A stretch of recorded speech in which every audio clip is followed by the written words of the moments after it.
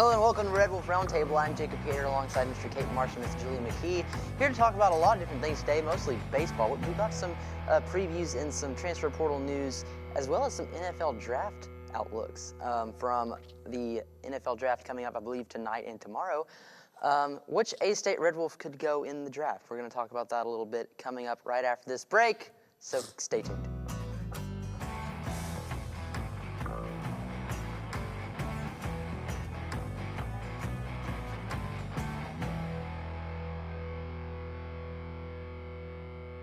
Students should watch ASU-TV just to see the creativity that a college student can get. The creativity that some of these students have is truly amazing.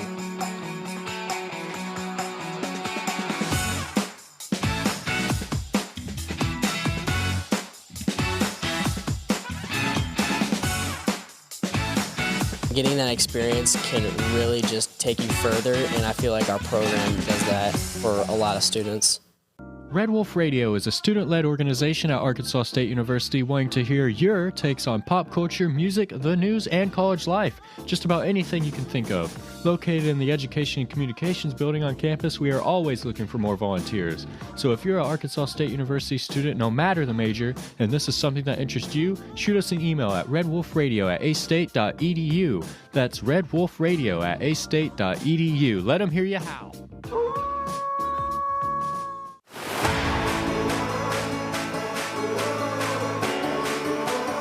I think one of the things I learned at Arkansas State was life is 10% of what happens to you, 90% of how you respond to it, and that's just something that I live by.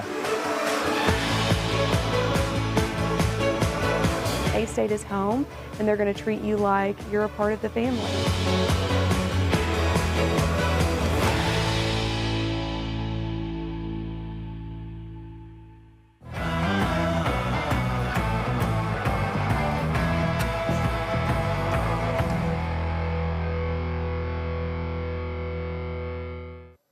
Hello and welcome back to Red Wolf Roundtable as we talk about some things that the men's and women's basketball team have picked up this week in the transfer portal and from recruiting.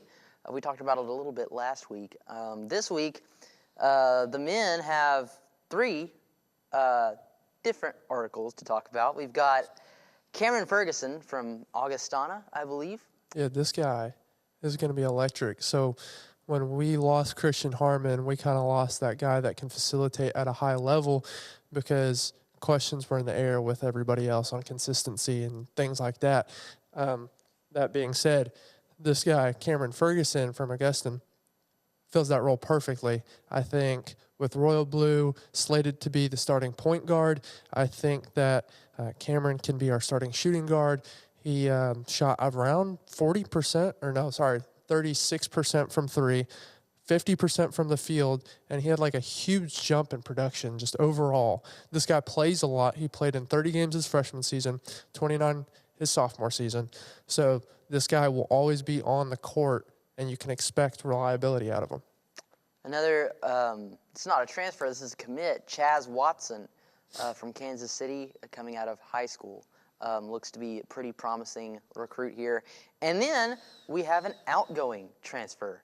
Someone that said he was going to be back, by the way. Yeah, someone who has already told us that, I'm coming back next year, and in fact, he is not. Ali Tunkara is transferring out of Arkansas State. Tunkara, he was a big man for us this season, playing down in the middle. He had some good things, some not so good things, but all players do. And we wish him well on his wherever he lands in the portal. I think this is one of the guys that I don't think the coaching correctly used him. We saw a lot of a 7-footer play defense at the top of the key.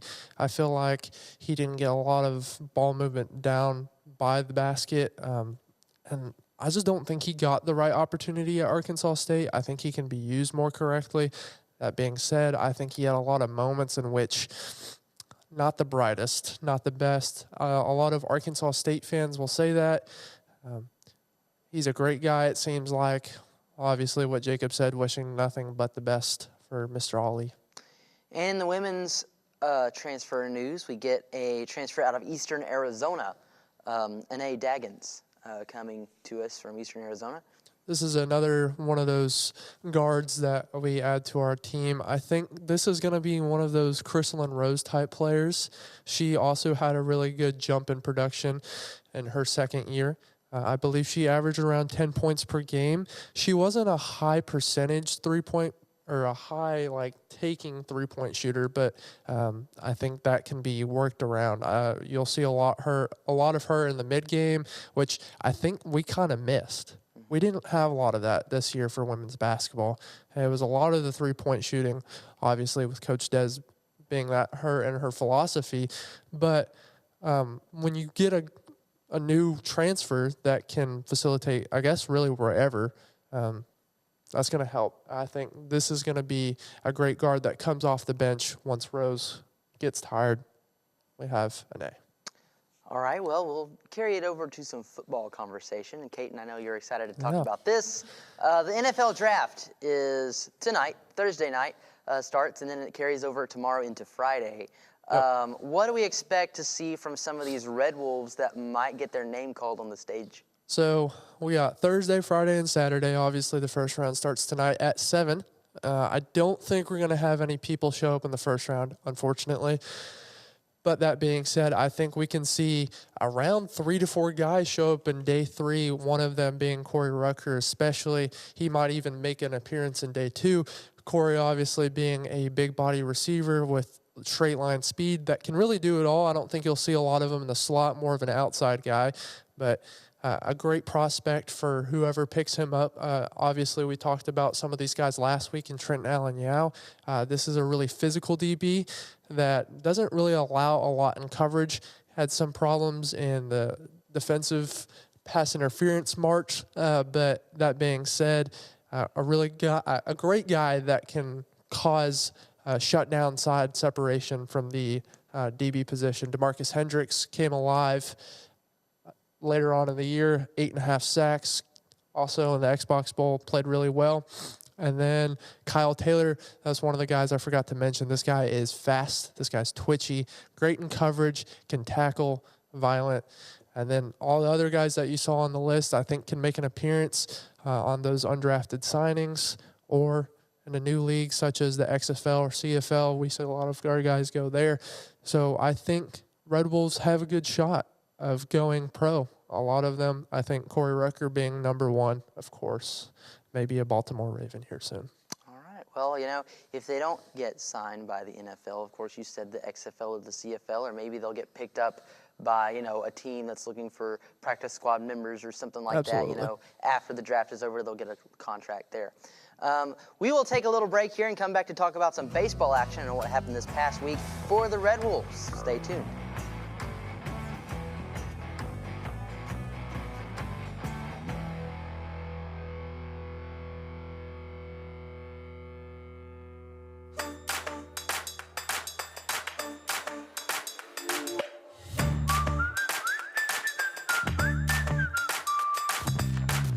Well, I've got news for you. There it is. Students should watch ASU-TV just to see the creativity that a college student can get.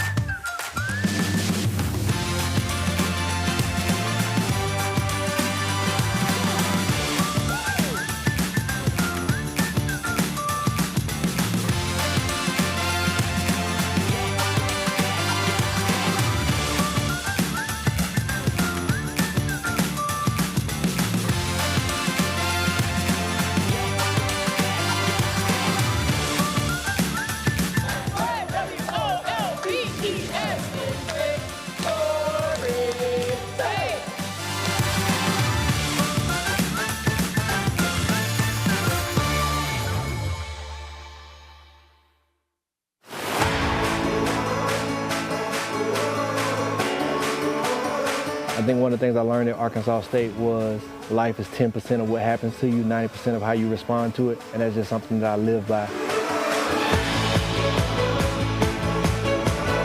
A-State is home, and they're going to treat you like you're a part of the family.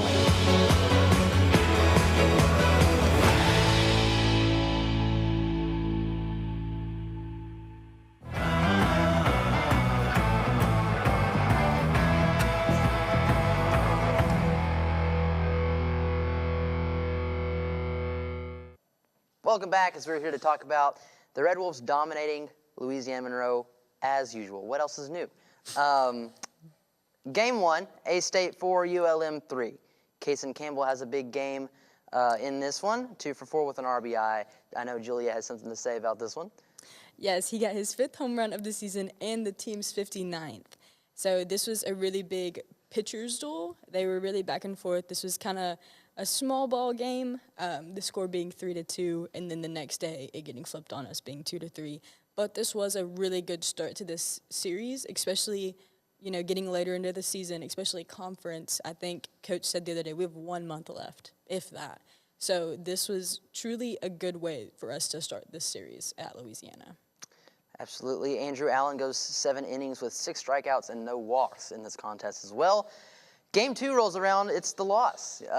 A-State 2, ULM 3. I believe this was a walk-off. It was, unfortunately.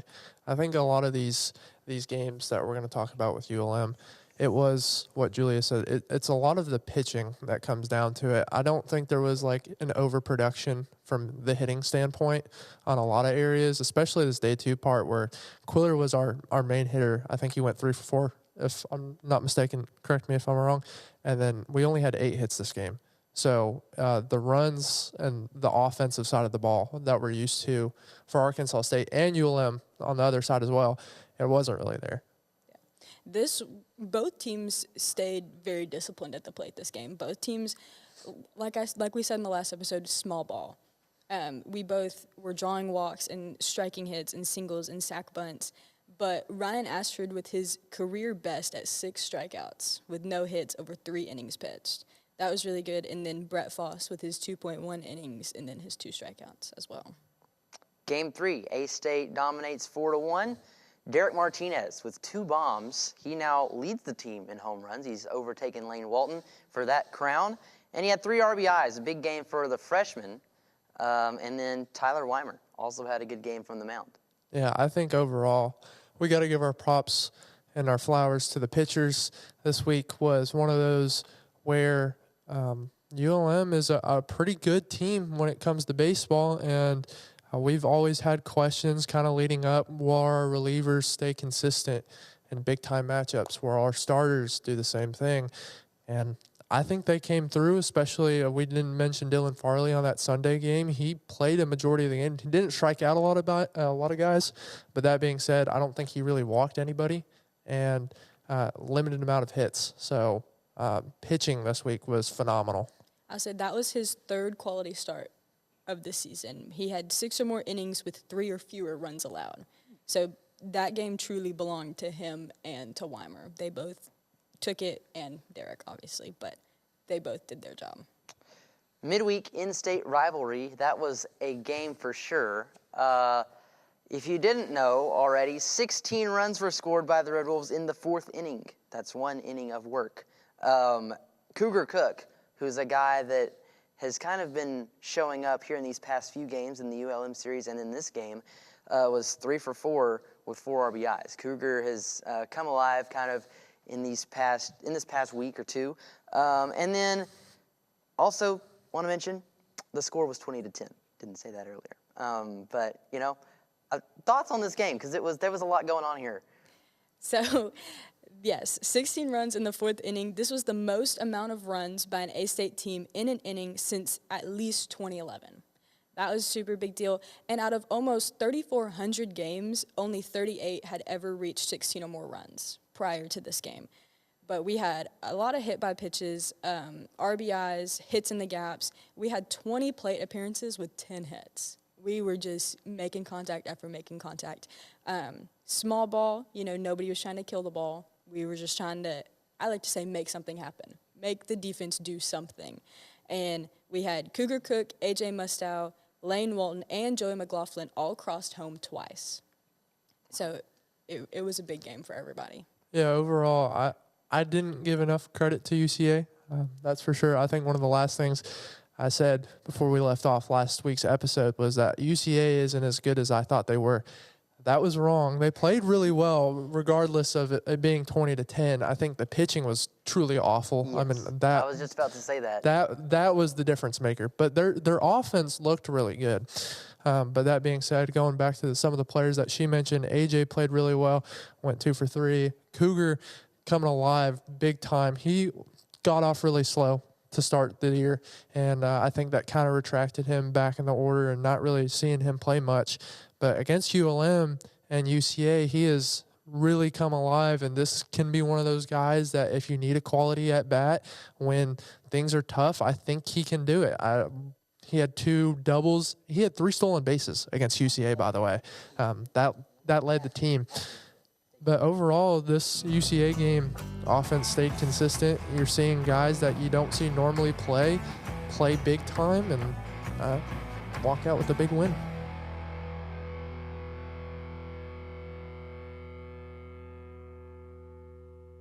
Students should watch ASU-TV just to see the creativity that a college student can get.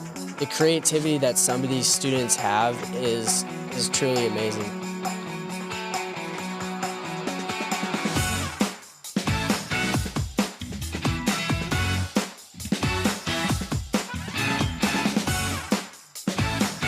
Getting that experience can really just take you further, and I feel like our program does that for a lot of students. Red Wolf Radio is a student-led organization at Arkansas State University wanting to hear your takes on pop culture, music, the news, and college life. Just about anything you can think of. Located in the Education and Communications building on campus, we are always looking for more volunteers. So if you're an Arkansas State University student, no matter the major, and this is something that interests you, shoot us an email at redwolfradio@astate.edu. That's redwolfradio@astate.edu. Let them hear you howl.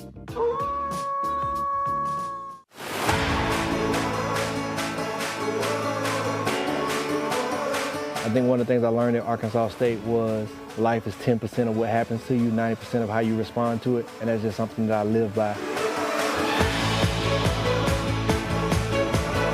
A-State is home, and they're going to treat you like you're a part of the family.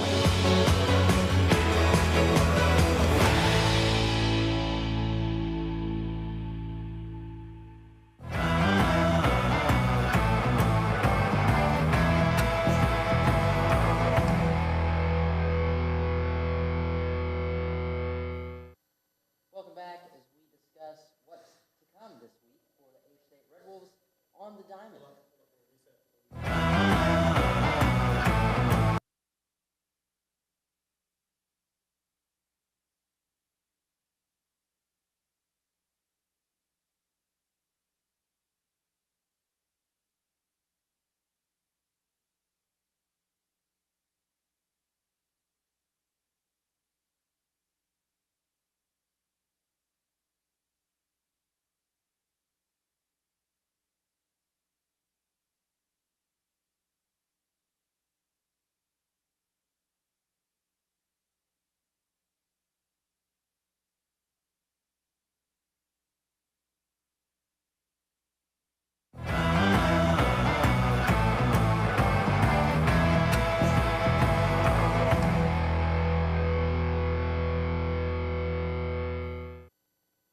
Welcome back as we discuss what's to come this week for the A-State Red Wolves on the baseball diamond.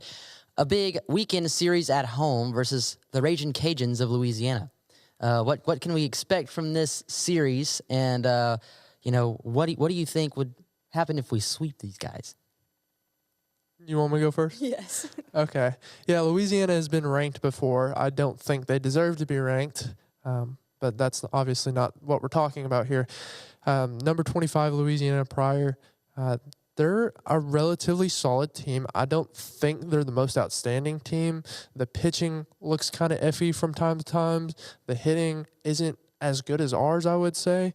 So I think we have a pretty good chance in the consistency. But when it comes to what you were saying about if we beat them, Louisiana is one of those teams that they're pretty similar to us when it comes to conference standings.